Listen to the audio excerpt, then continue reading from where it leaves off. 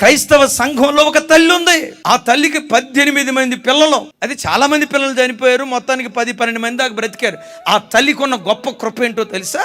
ఆ పిల్లలు పండుకున్నప్పుడు ఒక్కొక్క బిడ్డ దగ్గరికి వెళ్ళి మోకరిస్తుందట.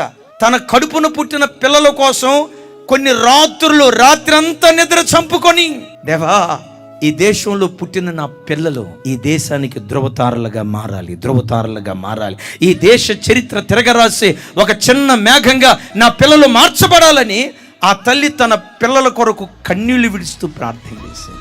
కన్నీళ్లతో పిల్లల్ని పెంచింది కదా. ఆ తల్లి కనీ పెంచి పెద్ద చేసిన పిల్లల్లో 2 ఇంగ్లాండ్ దేశాన్ని తల్లకిందులు చేసి గొప్ప దైవ సేవకులుగా మార్చబడ్డారు.